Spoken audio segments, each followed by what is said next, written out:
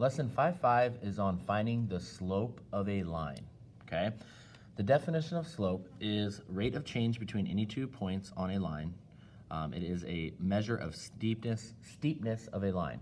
So when I think of slope, I think of like a ramp, okay? So if I have kind of a really steep ramp, okay, that's gonna have a greater slope, all right? If I have a ramp that's not too steep, okay, that is going to have a smaller slope or a less of a slope, okay? So slope, I want you to think of it as sort of a ramp, okay? When we find slope, there's 2 different ways we can find it. We will use rise over run, and we will use this more so when we are looking at a graph.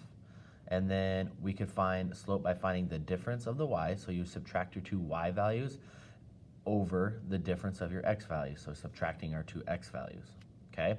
When I have an ordered pair, say like 3, 2, all right, your first number is your x value and your second number is your y value always.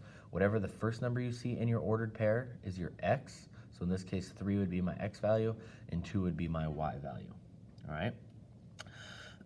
So I'm going to use my rise over run method when I have a graph, okay? So here we're gonna look at this slope first.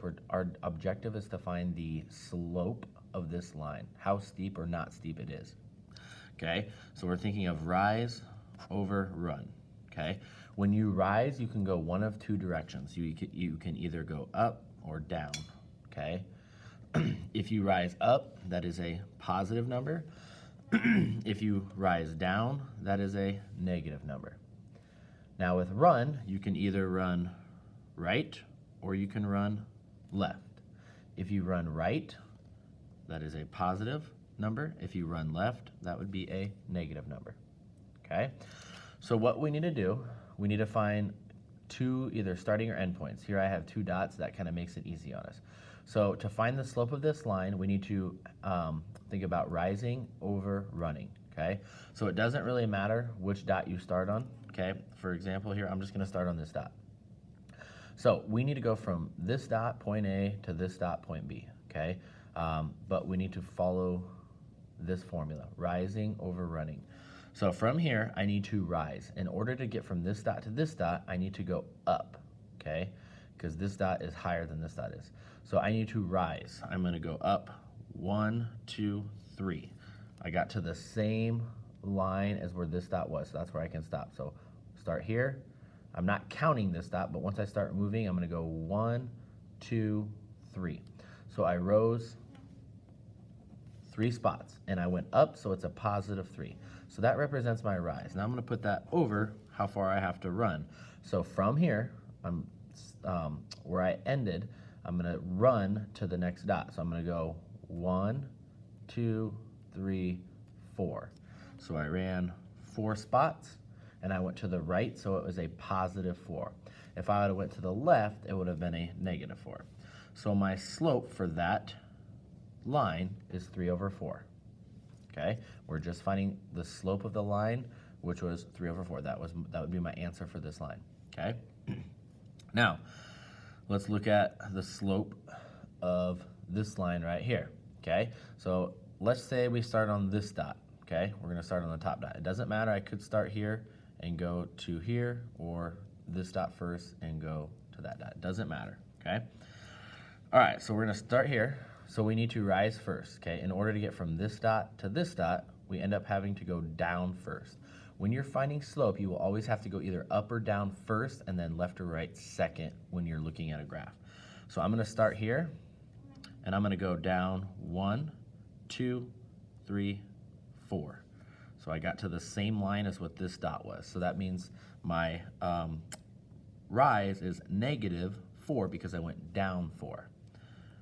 Now from here, I need to go right 1, 2. So that's a positive 2. Okay, so my slope of this line is negative 4 over 2, and we can reduce this. Divide them both by 2 to negative 2 over 1.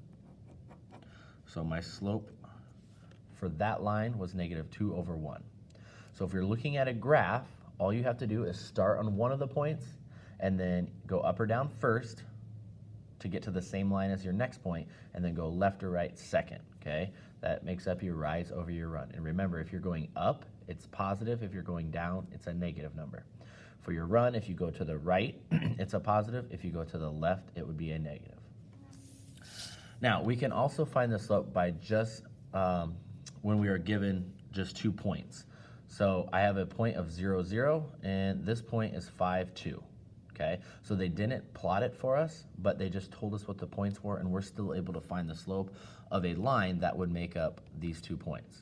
Okay, so what I need to do is I need to subtract my y values. All right, so I'm just going to start on my left point and then work my way over to the right point. So I'm going to take my y values. We know we have x and y, x and y. Remember, the first number is your x, the second number is your y.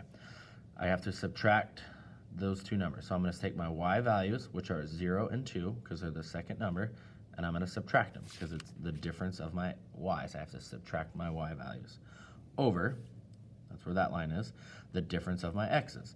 So since I started with this point and put that number down first, I got to take the other number that's associated with that point and write it down first as well.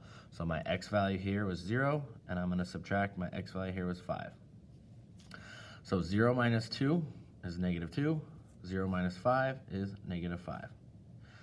All right, so it's negative 2 over negative 5, or we know a negative divided by a negative is a positive.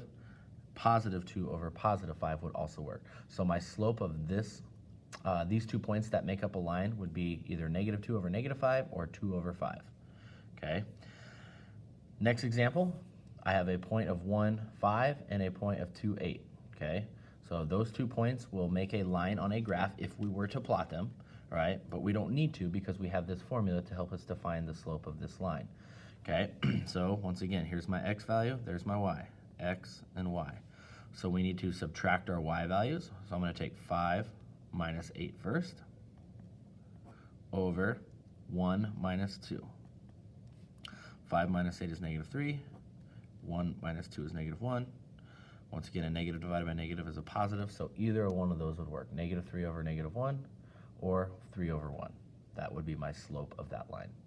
So there's either 2 examples that you're going to see today. One, they might have a graph with a line on it for you. Then here, all you have to do is count your spaces from going up or down and left or right from getting from one dot to the other. Remember, rise over run, okay? Another example or type of problem you might see is if they just give you 2 sets of points and you just have to find your y values and subtract them. Put that over your x values after you subtract them, and then reduce if you can, okay? Homework is on page 196. You'll do 1 through 9 and 13 through 15.